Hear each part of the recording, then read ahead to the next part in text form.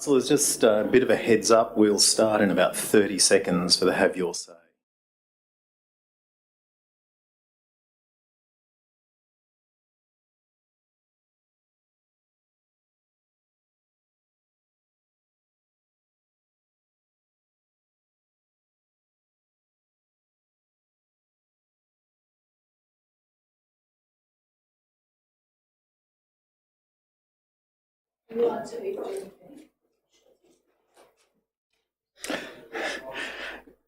Councillors, staff, members of the gallery, welcome to this public forum on Wednesday the 24th of July. We have one member of the public here, Mr Scott Lusted, who is here to speak for item 7.5, which is in relation to the New England Weeds Authority update. So, Mr Lusted, if you could come up and say some words. Thank you, Mr Mayor, and thank you, Deputy Mayor, General Manager and Councillors. I appreciate the opportunity very much to talk to you today. My name is Scott Lusted. I'm the Executive Manager of Ross Construction Group, based here in Armidale. I'm responsible basically for the financial management of the company. I'm also a qualified and current company director of both private and not-for-profit entities. I have extensive experience and qualifications in both public and private sectors in infrastructure, construction, development, stakeholder management, risk and governance. I'm here to address Ross Group's concerns regarding the financial management of the New England Weeds Authority. Now, I understand that it is an administration and that you don't have any further representation with the authority, but given that you have a report in front of you, which is item 7.5 on the agenda, I wish to talk to that report. I can confirm, and despite the reduction in the report, that Rice Group is a major creditor of the Weeds Authority, involving Armidale Regional Council and 3 of its councillors. And that despite the reduction of this report, I can confirm that we are owed approximately $390,000 for works on the construction of the new facilities up there at the airport. Rice Group has, on this project and in any other project, paid and continues to pay all of our creditors on time. At the moment, we're incurring quite a bit of monthly interest charges on the cash flow deficit caused by the fact that the authority is in administration and cannot pay us at this point in time. I'm speaking today after also reading in the report that the councillors represented on the authority have been paid. We here at White Rice Group urge those councillors, if they have been paid, to pay that money back. We ask the council to request the administrator to prioritise paying local creditors with recently forwarded funds from the authority's constituent councils. The financial management by the authority's directors and board and management should not result in them being paid before creditors. This undermines community trust in our view.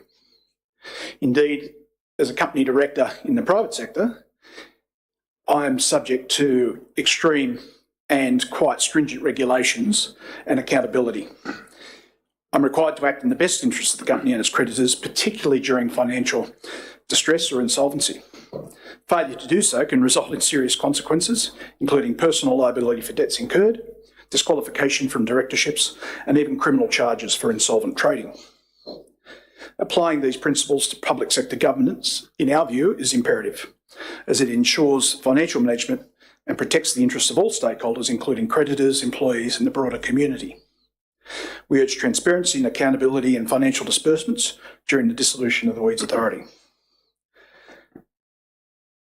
For the future, we also would urge the council, if indeed the Weeds Authority is reconstituted, that they urge the minister to appoint professional directors and subject matter experts to the board, provide mandatory governance and financial management training of all directors, and ensure that any future CEO or general manager has the appropriate capabilities and experience. Rice Group will always and is happy to assist in any way possible for the betterment of this community. The Rice Group has been around for a long time, is a proud member of the community of this particular region and council, but also other areas as well. And we're more than happy to try and help council in its decision-making and its directions and or requests of the administrator. I do thank you for your time, and I do appreciate the fact that you may have questions, but yeah, thank you so much. Thanks very much, Mr. Lusted. I'll get you to switch your microphone off and see, first of all, if the councillors have any questions for you. Yep. Councillor Witters. Thanks, Mr. Lusted. Just a quick, maybe a couple of quick questions, but my first one is, has yourself or Rice Group raised the concerns you've mentioned in your speech today to the administrator? Yes, we have, and quite forcefully. And has the administrator responded to your concerns?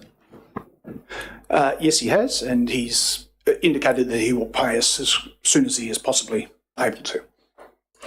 That leads to a follow-up question. So, just for my own notes, what was the main objective for your speech here to get today in regards to NIWA's administration? Is it just to, I suppose, advocate Rice Group's position, or is it to mention your statement asking those councillors in this council and I suppose on the other councils represented in NIWA to hand back any payments that they have received? I suppose the administrator's got his job to do in regards to that.